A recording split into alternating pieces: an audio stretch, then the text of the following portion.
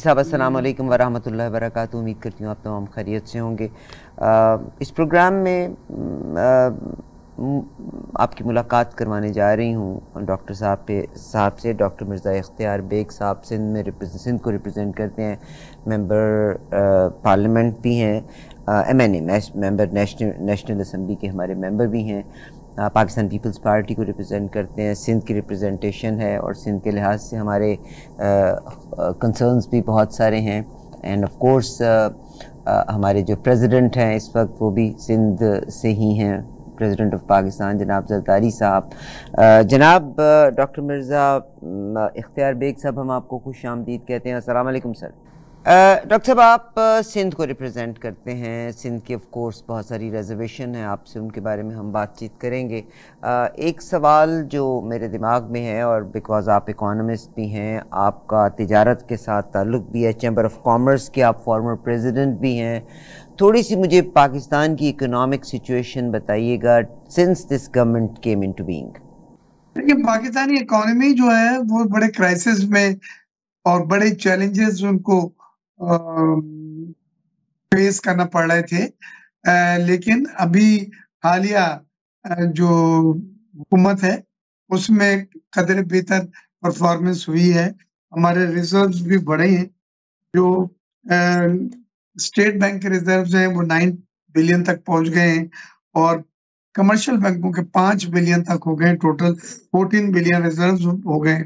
अफरात-ए-ज़र महंगाई जिसको कहते हैं और इंग्लिश में इन्फ्लेशन, वो 30% तक हमारा पहुंच गया था। वो अब कम करके 14% पे मई में आया है और जून में उसको 12.5% कह रहे हैं इंशाल्लाह हो जाएगा।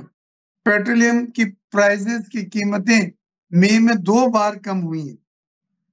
उससे एक सारिफ को काफ़ी रिलीफ मिला है, ट्रांसपोर्ट कम हुई है, फ्रेट जो है वो कम हुए हैं और जो अच्छी चीज़ है सबकी, वो रोबस्ट ग्रोथ एग्रीकल्चर सेक्टर में देखने में आई है। हमारी तमाम मेन फसलों ने अच्छा परफॉर्म करा है। कॉटन की फसल 10 मिलियन बेल इस बार हुई है, जबकि पिछले साल 5 मिलियन बेल भी पूरी नहीं थी।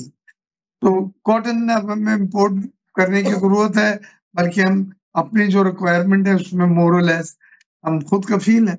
फिर गेहूँ की ज़राए अजनास में हमने एक्सेस जो है प्रोड्यूस किया और बड़ा अफ़सोस की बात है कि इतनी बम्पर क्रॉप होते हुए केयरटेकर गवर्नमेंट में गंदम इम्पोर्ट करने की इजाज़त दी गई और फिर गंदम जब इम्पोर्ट की तो डेफ़िनेटली फिर गंदम की प्राइसेस बढ़ी, आटे की कीमतें बढ़ी, रोटी नान की कीमतें नान भाइयों ने बढ़ाई और वो ये एक गरीब आदमी जो है एंड ऑफ द डे वो बुरी तरह से वो पिसाए। अब इसमें मार्कअप को अल्लाह ने चाहा, अगर इसी रफ्तार से अफरात-ए-ज़र कम हो रहा है तो हमारा मार्कअप भी कम हो जाएगा। अफरात-ए-ज़र क्योंकि कम नहीं हो रहा था, इसलिए IMF ने हमें मार्कअप रेट कम करने की इजाज़त नहीं दी थी। हमारी एक्सपोर्ट्स में भी कदर इज़ाफ़ा हुआ। करंट अकाउंट डेफ़िसिट माशाअल्लाह सरप्लस आ गया है। यानी हमारा एक्सटर्नल फाइनेंसिंग जो है वो मुस्तहकम हुई है, वो स्टेबल हुई है।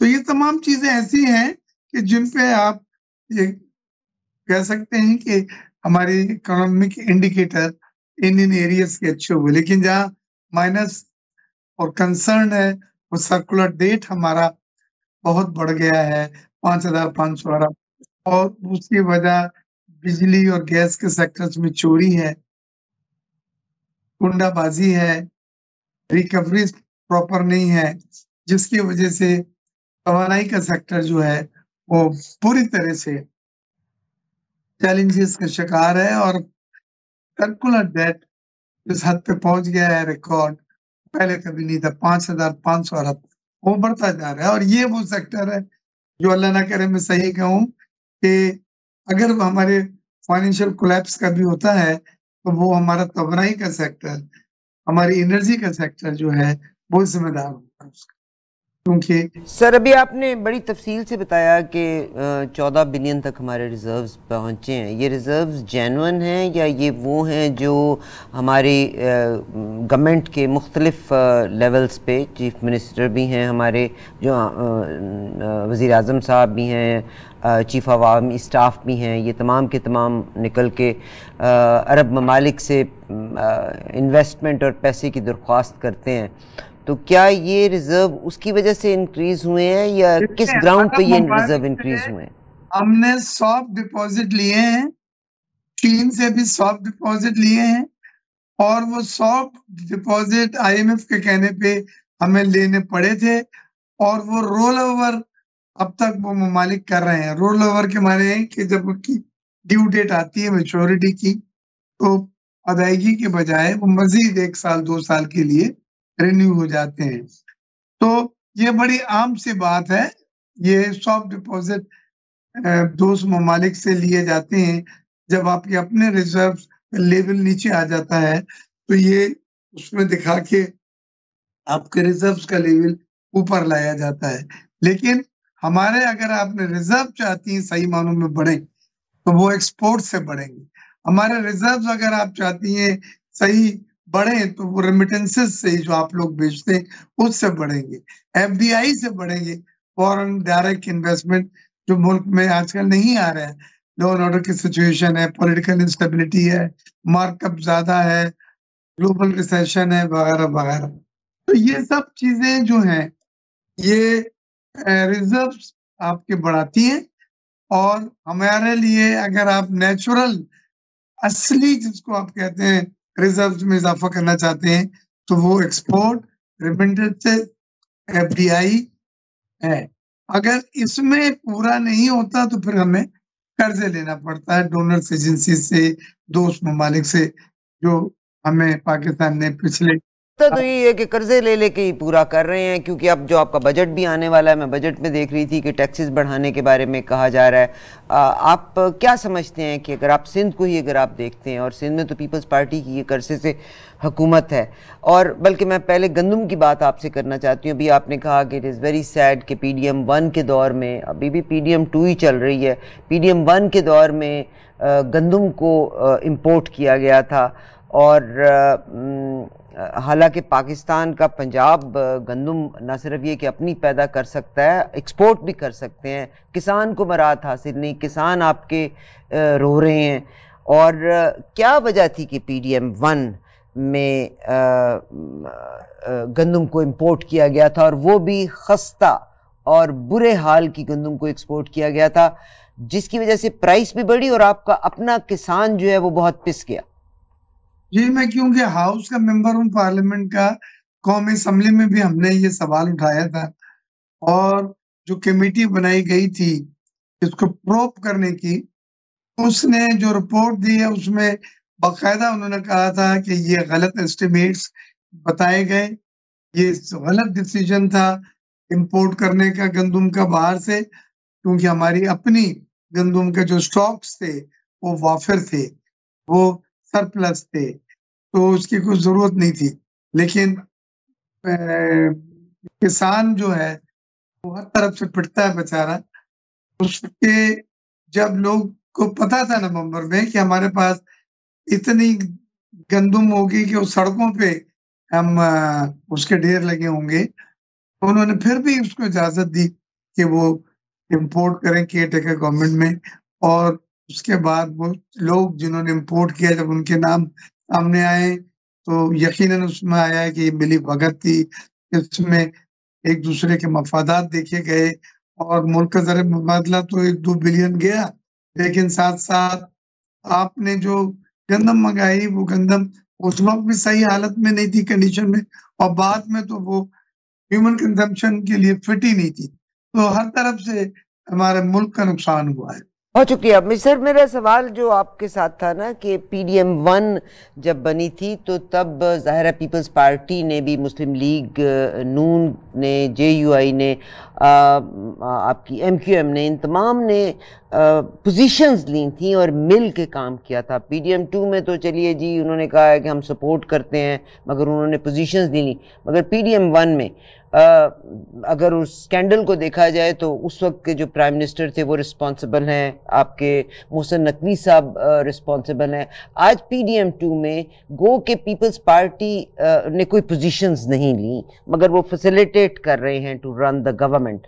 तो क्या जिन लोगों ने मुल्क के साथ ज्यादती की उन लोगों को कैफरे किरदार तक पहुंचाया जाएगा, या हमेशा हम behind the door shake hand करके एक दूसरे के जाती मफादात के लिए चलेंगे? किसान भी पिसेगा, आम आवाम भी पिसेगा, बजाय इसके कि हम इतनी गंदम और इतनी जिनास पैदा करें कि हम अपनी ज़रूरत को पूरा करने के बाद एक्सपोर्ट कर सकें।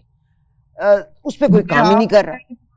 इसलिए उसमें एक नाम अनवर काकड़ साहब का बाकायदा जरूर ये सिलसिले में जो इन्वेस्टिगेशन कमेटी थी उनकी तरफ से आया, और फिर उन्होंने जो बयानात भी दिए सेनेट वगैरह में आके, वो गैर मुतमईन बख्श थे कि वो ये कह रहे थे कि जी CEO जो है या प्राइम मिनिस्टर की जिम्मेदारी नहीं होती कि वो एस्टिमेट चेक करते फिरे और स्टॉक देखते फिरे, हालांकि captain of the ship is prime minister.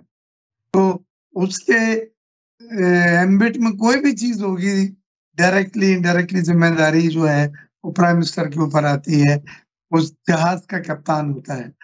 तो मैंने आपसे दोनों एंगल से अपना पॉइंट ऑफ व्यू बता दिया, लेकिन सर बड़ी आपकी एक और बड़ी हौसला अफजा बात है कि पूरे मगरिब को अगर मैं देख लूँ, यूरोप को देख लूँ, उनसे बेचारों से तो अफरात ज़र कंट्रोल ही नहीं हो रही, और हमारी हुकूमतें तो माशाल्लाह बड़ी अच्छी हैं कि आपने कहा अफरात ज़र जो है वो हम कहाँ से कहाँ 14% पे आ गए हैं और अब हम 12% पे चले जाएंगे। Very lucky. कराची के बारे में, पाकिस्तान की बहुत से शोबों की निजकारी के बारे में बात हो रही है। आज शर्जील मेमन साहब का पैगाम है उसमें कि स्टील मिल को निजकारी नहीं की जाएगी और हम इससे फ़ायदा लेंगे। What do you think? एक तरफ शुनीद आती है कि निजकारी होना बहुत ज़रूरी है और स्टील मिल जो है वो एक हाथी, सफ़ेद हाथी की मानंद है, तो दूसरी तरफ आज शर्जील मेमन साहब का ये पैगाम आ गया, इसके बारे में आप क्या फरमाएंगे? इसका मतलब है कि अब स्टील मिल की निजकारी नहीं होगी, तो डू यू थिंक, आप इकोनॉमिस्ट हैं, how it would effect Pakistan की इकोनॉमी को? बहुत अच्छा सवाल है आपका और बड़ा नपातुला आपने सवाल किया है। देखिए, पीपल्स पार्टी की जो पॉलिसी है प्राइवेटाइजेशन में, वो हम रिट्रेंचमेंट वर्कर्स का, मुलाजमीन का नौकरी से निकालना के कायल नहीं। हम चूल्हा बुझाना नहीं चाहते, हम चूल्हे जलाने की बात करते हैं, लेकिन अब नए टूल्स आ गए हैं, उनको अपना के इस मसले को हल किया जा सकता है। मिसाल के तौर पे, एक तो बिलावल साहब ने अपनी तकरीर में कहा कि ये PIA या स्टील मिल आप पब्लिक प्राइवेट पार्टनरशिप में क्यों नहीं जाते?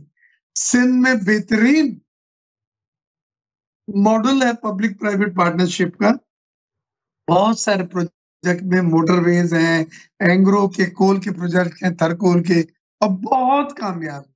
तो वो तो ये कहते हैं प्राइवेट सेक्टर को आगे लाए और कंट्रोलिंग शेयर उन्हें दे, और ये जिसका जिम्मेदारी है वही उसको बिजनेस को चलाए। हमारा काम बिजनेस करना नहीं है, हम सिर्फ फैसिलिटेट कर सकते हैं। बात वो भी सही है। रिट्रेंचमेंट ना होने के लिए भी कई मॉडल्स हैं, गोल्डन हैंडशेक है, या बायर जो इन्वेस्टर्स है उससे 3 साल के लिए मुआहदा हो सकता है कि मुलाजमिन को 3 साल तक आप नहीं निकाल सकते। उसके अलावा इनका एक पूल भी बनता है, और वो कॉमन पूल में से फिर जहां जहां जरूरत होती है मुलाजमिन जाए जा सकते हैं। तो बड़े इनोवेटिव टूल्स एंड मॉडल्स हैं अगर हम प्राइवेटाइजेशन। लेकिन Peoples Party as a policy, ये मैं पीपल्स पार्टी के कौमी असम्बली के उम्मीदवार कौमी असम्बली का नुमाइंदा ये कहेगा कि हम पब्लिक प्राइवेट पार्टनरशिप को जोर देते हैं। प्राइवेटाइजेशन में वो प्राइवेटाइजेशन जिसमें चूल्हे बुझे, लोगों की मुलाजमतें जाए, रिट्रेंचमेंट हो, उसको हम सपोर्ट नहीं करते। ये है हमारी ऑफिशियल स्टेटमेंट इस इशू पे एज ए पॉलिसी स्टेटमेंट। सही सर, आज जनाब वज़ीर आला जो सिंध के हैं जनाब मुराद अली शाह साहब, उन्होंने बयान दिया कि कंटोनमेंट बोर्ड जो है हम उनसे प्रॉपर्टी बोर्ड के इलाके से प्रॉपर्टी टैक्स रिकवर करेंगे। तो ये तो आप कंटोनमेंट बोर्ड से अगर प्रॉपर्टी टैक्स रिसीव करेंगे, क्योंकि पाकिस्तान में उमरा शुरफा और ये जितने बड़े बड़े लोग हैं ये तो टैक्स पे करना ही नहीं चाहते, तो आप लोगों का फिर इख्तलाफ नहीं हो जाएगा कंटोनमेंट बोर्ड वालों से? नहीं, अभी तो बात यह है कि जो कैंटोनमेंट प्रॉपर्टी टैक्स और दूसरे टैक्सेस लेता है, जो हुकूमत ने आला अदालतों ने मना कर दिया है कि वो उसका एंटाइटलमेंट नहीं है। और अगर आप डिटेल में लॉ में जाएं तो सिंध गवर्नमेंट जो है वो उसका एंटाइटलमेंट बनता है। तो इस स्टेज पे तो हमारा सिर्फ ये कहना है कि जी क्लिफ्टन कंटोनमेंट बोर्ड या कराची कंटोनमेंट बोर्ड टैक्सेस अगर नहीं लेता तो फिर वो हमारे एम्बिट में आता है, हम उन टैक्सेस को लेंगे। अब उसकी कितनी डिटर्मिनेशन है, कितनी रेट है कि वो उन टैक्सेस को वसूल किया जाए और पूरा वसूल किया जाए, वो एक सेकंड मरहला है। सर, मैंने एक दफ़ा बीबी से मेरी बात हुई थी, मुझे याद है मैं उनसे सवाल ये करना चाहती थी, वो इंग्लैंड में थी, तो मैंने फिर नहीं किया था। मैं अगर सिंध को देखती हूँ तो सिंध में कच्चे के डाकुओं का मामला बड़ा रहा। आज भी कराची में बिजली और पानी के लिहाज से स्ट्राइक चल रही है, सड़कों को लोगों ने बंद किया। पीपल्स पार्टी ने कंटिन्यूसली कराची में हुकूमत की है सूबाई लेवल के ऊपर, मगर क्या बात है, और मज़े की बात यह है कि आप सारे सिंध से हैं, क्या बात है कि आप कराची की तकदीर को ना बदल सके? कंटिन्यूसली हुकूमत है पीपल्स पार्टी की। सही जवाब जानना चाहेंगी तो मुझे कहते में कोई झिझक नहीं है कि कराची की ओनरशिप किसी पार्टी ने नहीं ली। कराची को लास्ट टाइम पीटीआई को आपको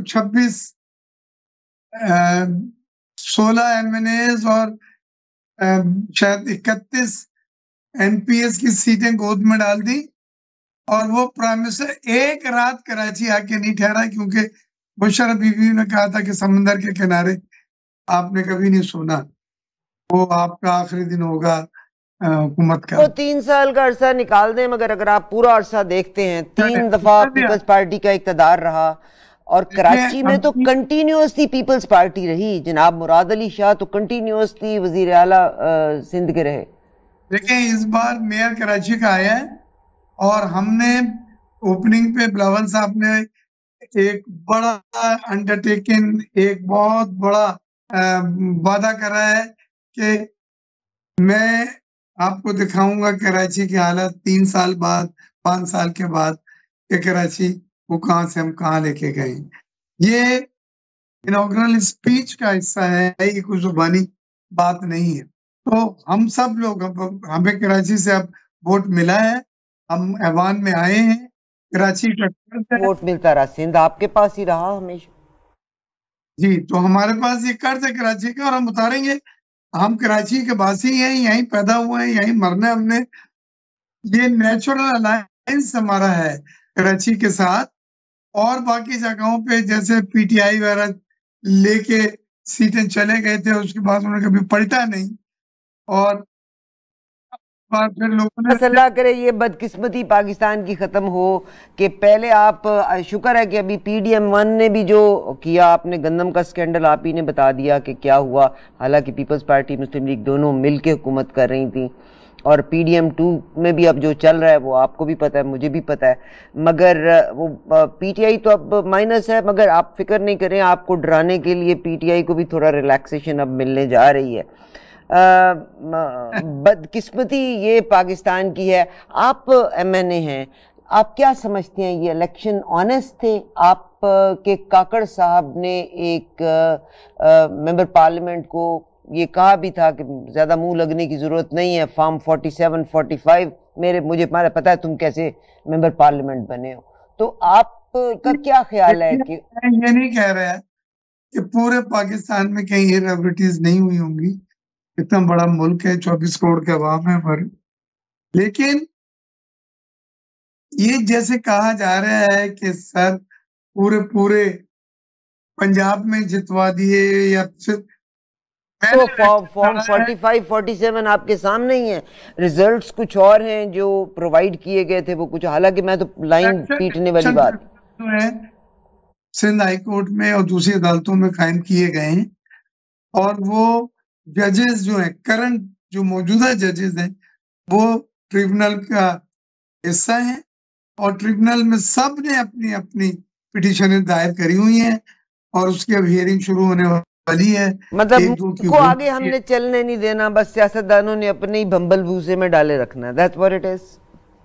वैसे ये तो एक हक है उसका कि जिसने इलेक्शन लड़ा है, अगर उसे चैलेंज करना है इलेक्शन रिजल्ट को, तो इलेक्शन कमीशन उसको इजाजत देता है, और इलेक्शन ट्रिब्यूनल वो फोरम है जहाँ पे बैठ के वो अपने ग्रीवेंसेस जो है बताता है। तो उसको तो मैं फेवर में हूँ कि भाई कच्चे के डाकू कौन हैं, और बल्कि एक शिपमेंट पकड़ी भी गई थी जिसमें इदारे ही, मतलब पुलिस भी मिल के उन लोगों को अपना असला प्रोवाइड कर रही थी या उनको चीज़ें प्रोवाइड कर रही थी, उनके पास जो गाड़ियां दिखने को मिलती हैं। ये कच्चे के डाकू किन वडेरों के लिए काम करते हैं? देखें, ये कुछ हिस्से ऐसे हैं जहाँ हमारा लॉ एंड ऑर्डर सिचुएशन कमजोर है, और वो लोगों के पास वजह ये है कि इतना जदीद असला, इतनी प्रोवाइड करता है उनको इतना जदीद असला? हाँ, वो स्मगल ही होता है, लेकिन बहरहाल उनके पास ये जो असला है, ये हमारी पुलिस के उसका मुकाबला करने के लिए एक बहुत बड़ा आपको रिफॉर्म्स चलानी होंगी। हमें भी वही इक्विपमेंट, हमें वही व्हीकल्स, हमें वो इन्फेंट्री जो दरकार है। ये आम पुलिस की तरह डंडा हाथ में लेके या एक पुरानी राइफल लेके आप उनको ओवरकम नहीं कर सकते। हमें ये बात माननी पड़ेगी, और मैं समझता हूँ अब फौज ने जब से साथ दिया है, रेंजर्स ने साथ दिया है, कच्चे के लोग पकड़े गए, कचरे के डाकू पकड़े गए। मैं तो कहता हूँ ये पाकिस्तान में कच्चा पक्का ये क्या है?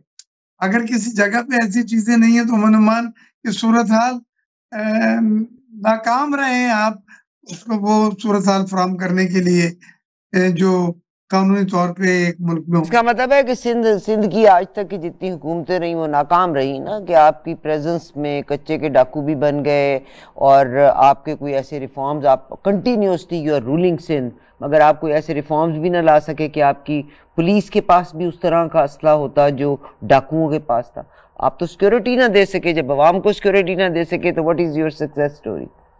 आपने अब जो है मुनज़्ज़म तरीके से आपने एक ऑपरेशन के तौर पे फौज के पास बेहतर एक्सपर्टीज है, रेंजर्स के पास बेहतर एक्सपर्टीज है पुलिस के मुकाबले में। पुलिस भी बहुत बार और शहादतें दे रही है वो, लेकिन एक कोलेक्टिवली कोऑर्डिनेटेड एफर्ट्स जैसे देखने में आ रहे हैं किए जाएंगे तो इंशाल्लाह ये कच्चा पक्का खत्म हो जाएगा। इंशाल्लाह इंशाल्लाह। बहुत शुक्रिया सर आपके टाइम देने का, अल्लाह ताला पाकिस्तान के लिए बेहतर करे। आमीन। और अब व्यूअर्स आप लोगों पे छोड़ते हैं, जितनी बातचीत हमने की इन बातों के दरमियान में से अखज़ करना आपका काम है, अखज़ कीजिएगा, कमेंट ज़रूर कीजिएगा। I will be in touch with you. Sir आपका डॉक्टर साहब टाइम देने का बहुत शुक्रिया। अल्लाह करे कि आप जैसे लोग जिन्होंने अच्छी तालीम हासिल की, पाकिस्तान आपके लिए बना, खुदा करे कि इस पाकिस्तान को कुछ डिलीवर भी कर सकें आप, और उन लोगों को डिलीवर कर सकें जिन्होंने आपको हमेशा ताकत और इख्तियार दिया। हम जब तक अपने ज़ाती मफादात से बाहर नहीं निकलेंगे, अपनी परसेंटेज से बाहर नहीं निकलेंगे, we can not deliver anything. और ओनरशिप कराची की लेनी होगी। बहुत शुक्रिया, बहुत शुक्रिया। अब इजाज़त दीजिएगा, दोबारा मुलाकात होगी, तब तक हमारा आपका अल्लाह हाफ़िज़।